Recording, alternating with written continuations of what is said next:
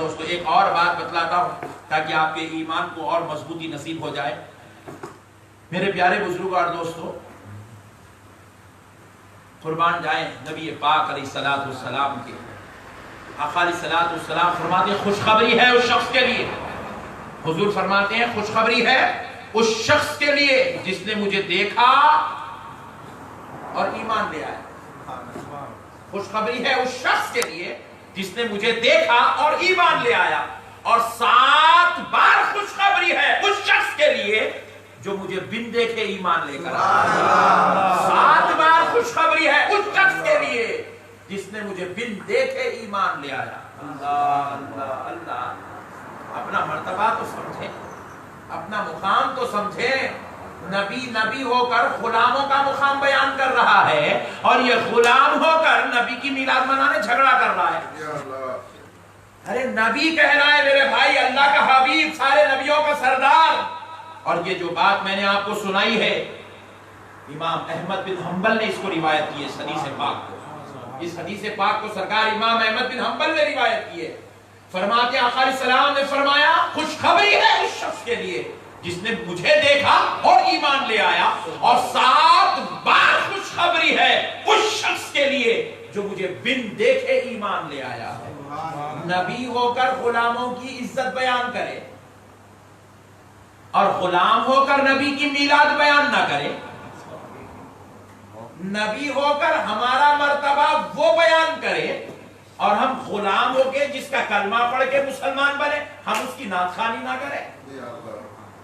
نبی ہو کر ہماری عزت ہماری شان وہ بیان کرے اور ہم غلام ہو کر نبی پاک صلی اللہ علیہ وسلم کی عظمت پر جلسہ نہ منائے.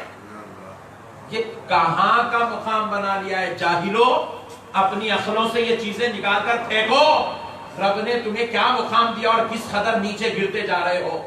مقام سمجھو نبی پاک علیہ الصلوۃ والسلام کا کہ اللہ کے حبیب ہو کر ہماری عزت عظمت بیان کر رہے ہیں اور ہم غلام ہو کر نبی کی عزت بیان نہ کریں جس کو اس کے رب نے سارے نبیوں کا سردار بنایا ہے، جس کو رب نے اسے مالک جنت بنایا ہے، جن کو ان کے رب نے اپنا حبیب بنایا ہے، جن کو ان کے رب نے مختار کائنات بنایا ہے، جن کو ان کے رب نے شافع محشر بنایا ہے، جن کو ان کے رب نے ساری کائنات کا بس میں محشر کا دولہ بنایا ہے، جن کو ان کے رب نے مالک جنت بنایا ہے، جن کو ان کے رب نے بے عیب کمال و حسن کا مرکز بنایا ہے. سبحان اللہ. ایسے نبی کی تعریف ہم نہ کریں گے تو اور کیا کریں گے میرے بھائی. خدا کی قسم میرے بھائیوں، سب سے بڑا خوش نصیب مسلمان وہ ہے جس کو نبی کی عظمت بیان کرنے کی سعادت نصیب ہو جاتی ہے.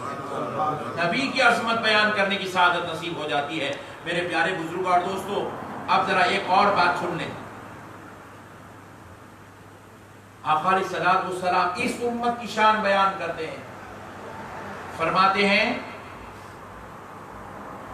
کہ قیامت کے قریب ایک ایسی قوم ہوگی جن کو کروٹ کروٹ ثواب ملتا رہے گا.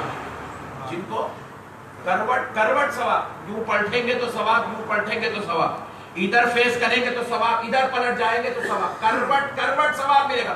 صحابہ اکرام نے کہا یا رسول اللہ صلی اللہ علیہ وسلم، آقا آپ پر ہمارے ماں باپ قربان، وہ کون لوگ ہوں گے جنہیں کروٹ کروٹ ثواب ملے گا؟ تو حضور فرماتے ہیں کہ ایک دور ایسا آئے گا میری امت پر. فجی والوں، یہ ہمارے بارے میں بات ہو رہی ہے، آج کے زمانے کے مسلمان کے بارے میں بات ہو رہی ہے. حضور فرماتے ہیں کہ ایک دور ایسا آئے گا میری امت پر، گناہ عام ہو جائے گا، زنا عام ہو جائے گا، شراب عام ہو جائے گا، چوری عام ہو جائے گی، بدفعلی عام ہو جائے گی، حرام کاری عام ہو جائے گی، گناہ عام ہو جائے گا. اس دور میں جو میرا امتی دین پر رہتا ہوا لوگوں کو دین کی دعوت دے گا، اللہ اسے کروٹ کروٹ ثواب عطا کرے گا. اللہ اللہ، کروٹ کروٹ ثواب عطا کیا جائے گا. اللہ اکبر، اللہ اکبر، سبحان اللہ. قربان جائیں میرے بھائی، قربان جائیں. یہ مقام ہے اس امت کا، اور یہ مقام کوئی مولوی یا ملا بیان نہیں کر رہا ہے. اس امت کی یہ شان آمنہ کا لال بیان کر رہا ہے، اللہ کا حبیب بیان کر رہا ہے. وہ نبی ہو کر غلاموں کی عظمت بیان کرے اور غلام ہو کر نبی کی عظمت بیان نہ کرے؟ یہ کہاں کی انسانیت ہے؟ یہ کہاں کی اخلاق ہے؟ یہ کہاں کی جو ہے ہم نے دین بنا لیا ہے؟ یہ کس نے لایا یہ منحوس دین جو نبی کی عظمت بیان کرنے کو شرک ٹھہرا کر دیا گیا؟ یہ کون بدبخت ظالم یہ فتنے نکالا ہے اس امت کے اندر جو نبی کی میلاد پڑھنے کو، نبی کی نعت پڑھنے کو شرک و بدعت، حرام و ناجائز جیسے منحوس الفاظ استعمال کیا ہے؟ جبکہ ہم بعد میں آ رہے ہیں، ہمارا مرتبہ نبی 1400 سال پہلے بیان کر رہا ہے، ہماری عزت نبی بیان کر رہے ہیں، ہمارے مرتبہ ہمارے نبی بیان کر رہے ہیں۔ اللہ اکبر۔ ابھی ہمارے جو حضرت امریکہ سے تشریف لائے ہوئے جو ہمارے امریکن ہمارے بیچ بیٹھے ہوئے، ان سے ہم بات کر رہے تھے۔ پہلے تو میں ان کو دیکھ کے شوق ہو گیا، میں بولا امریکہ میں بھی داڑھی والے رہتے ہیں؟ امریکہ میں بھی داڑھی والے رہتے ہیں؟ ماشاءاللہ۔ فیجی میں بھی داڑھی والے رہتے ہیں؟ بڑے تعجب کی بات ہے۔ پیارے بزرگوں اور دوستو، ہم نے تو سوچا داڑھی خالی ہندوستانیوں پاکستانیوں کا حصہ ہے، ہم نے سوچا تھا۔ مولانا صفدر صاحب سے بارے میں دیکھا تو بولا ہاں الحمدللہ یہ تو داڑھی والے پکا ہے، بولے کیونکہ یہ انڈیا ہے تو پاکستان کا ہوگا۔ میں اپنے بارے میں دیکھتا ہوں، سوچتا ہوں الحمدللہ اپن انڈین ہے، داڑھی پکی ہے۔ پیارے بزرگوں اور دوستو، لیکن آپ اس دیار خیر میں رہ کر، یہود و نصارہ کے بیچ میں رہ کر، آپ خیروں کے بیچ میں رہ کر، جبکہ پورے فیجی کے اندر ایک ولی اللہ نہیں ہے، یہاں پر اکابر علماء اور صوفیاء کی آمد بہت کم ہوئی ہے، امریکہ کے اندر مشائخین و علماء بہت کم پہنچے ہیں، جو بھی پہنچ رہے ہیں اب پہنچ رہے ہیں، اب تک وہاں کوئی علماء کا سلسلہ اور مشائخین کا سلسلہ نہیں پہنچا۔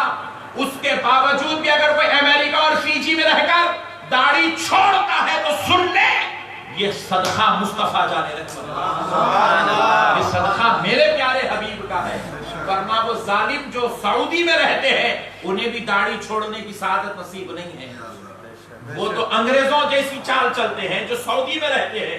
ہم نے ان ظالموں کو دیکھا جو سعودی عرب میں رہتے ہیں، انگریزوں کی طرح جو ہے داڑیاں منڈے پھرتے ہیں، مگر افسوس کہ وہ مدینے میں رہ کر، مکے میں رہ کر، سعودی میں رہ کر اپنا ایمان نہ بچا سکے، مصطفیٰ کی نظر ہو گئی تو لوگ امریکہ اور فیجی میں رہ کر ایمان بچا رہے ہیں، لوگ ہندوستان اور پاکستان بنگلہ دیش میں رہ کر، نیپال سری لنکا میں رہ کر، نیوزی لینڈ آسٹریلیا میں رہ کر، لندن اور یورپ میں رہ کر لوگ ایمان بچا رہے ہیں۔ میں لندن میں جب ہالینڈ پہنچا بیان کرنے کے لیے تو وہاں پر میرا تصور یہی تھا کہ ہالینڈ میں مجھے ایسے لوگ ملیں گے جو ہے بالکل داڑھی منڈے ہوں گے، بہت ہی زیادہ گورے ہوں گے، انتہائی جو ہے آدھی چڈی پہن کے آئیں گے، میں ایسا سوچا تھا آدھی چڈی پہن کے آئیں گے۔ جب میں ایئرپورٹ سے اپنا بیگ لے کے باہر نکلا، آپ یقین مانیے خدا کی قسم میں اپنے آپ پہ شرمندہ ہوا کہ ہم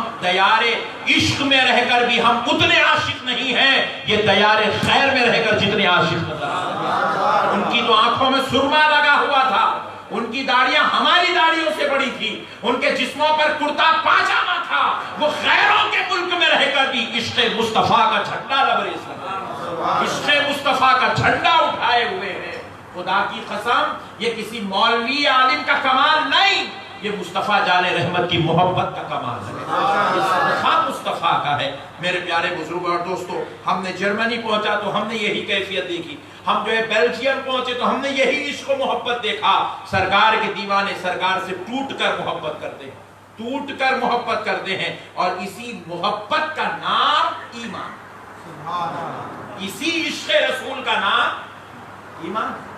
پوائنٹ ٹو بی نوٹ، آپ گھور کے دیکھ رہے ہیں تو خلاصہ کرتا ہوں، ورنہ میں دوسری طرف آگے بڑھ رہا ہوں۔ آپ گھور کے دیکھ رہے ہیں، اس کا نام ایمان ہے۔ نماز عمل ہے، نماز ایمان نہیں ہے، نماز عمل ہے، نماز ایمان نہیں ہے، نماز ایمان والے پہ فرض ہے۔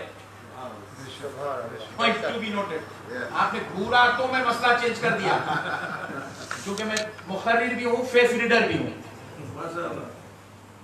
وَأَمَّا بِنِعْمَةِ رَبِّكَ فَحَدِّثْ۔ پیارے بزرگوں اور دوستو، آقا علیہ الصلوۃ والسلام کا صدقہ ہے کہ نماز عمل ہے، روزہ عمل ہے، زکوٰۃ عمل ہے، حج عمل ہے، تلاوت قرآن عمل ہے، داڑھی چھوڑنا عمل ہے، امامہ ٹوپی پہننا عمل ہے، غریبوں کو کھانا کھلانا عمل ہے، غریب بچوں کی شادی کرنا عمل ہے، سارے عمل ہے، تو پھر ایمان کیا ہے؟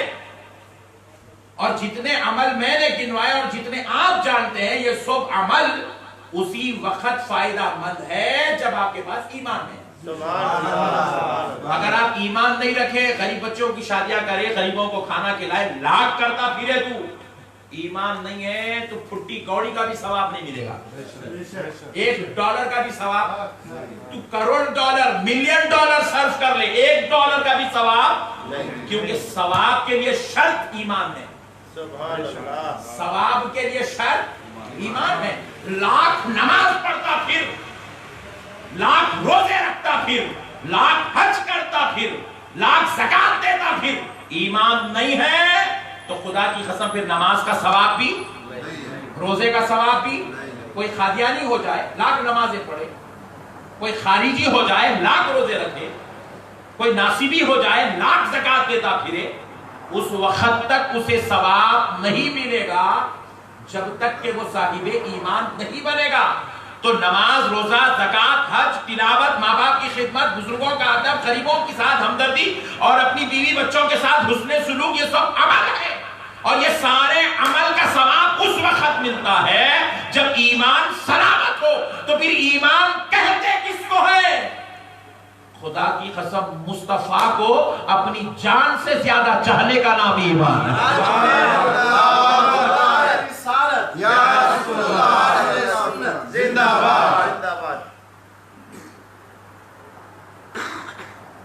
نبی کو اپنی جان سے زیادہ چاہنے کا نام ایمان ہے۔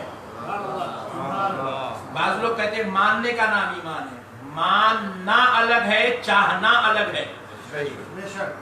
میں نبی کو تو مانتا ہوں مگر نبی کو علم غیب نہیں ہے، پوائنٹ ٹو بی نوٹڈ۔ ماننا کیسا ہے لوگوں کا وہ ایکسپلین کر رہا ہوں۔ بولے نبی کو تو مانتا ہوں لیکن نبی شفاعت نہیں کریں گے، یہ ماننا تھوڑی ہے۔ نبی نبی ہے، بے شک آخری نبی ہے، مگر حضور پاک صلی اللہ علیہ وسلم کو اللہ کا دیدار نہیں ہوا، معراج کو تشریف نہیں لے گئے، کسی کی شفاعت نہیں کرائیں گے، وہ بھی ہماری طرح عام درجے کے بشر ہے۔ نعوذ باللہ، اس کو ایمان نہیں کہا جائے گا، اس عقیدے کو ایمان بھائی ایمان کس کو کہتے ہیں؟ سنیں، نبی کو ماننا بھی چاہیے، نبی کو چاہنا بھی چاہیے۔ ماننا یہ ہے کہ وہ اللہ کا نبی ہے، اور چاہنا یہ ہے کہ اس شان سے چاہو، ایسی شان کا مالک ہے کہ اس کے رب نے اسے عالم غیب بھی بنایا ہے، ان کے رب نے انہیں حاضر و ناظر بھی بنایا ہے، ان کے رب نے انہیں مالک جنت بھی بنایا ہے، ان کے رب نے انہیں سراج منیرہ بھی بنایا ہے، ان کے رب نے انہیں ساری کائنات کا مرکز ایمان بنایا ہے۔ یہ ہے چاہنا۔ اس طریقے سے جو چاہتا ہے تو پھر خدا کی قسم اسے خوابوں میں دیدار مصطفیٰ بھی نصیب ہوتا ہے، اسے دیدار مصطفیٰ بھی نصیب ہے۔ جاہل کیا سمجھے، یہ جاہل کیا سمجھے جو کبھی عشق کے سمندر میں غوطہ لگا ہی نہیں، جو خالی فیجی کے سمندر میں ڈوب کے نکلتے ہیں، وہ کیا سمجھیں؟ کبھی عشق کے سمندر میں جو غوطہ لگا لے اس کو سمجھ میں آتا ہے کہ محبت مصطفیٰ کیا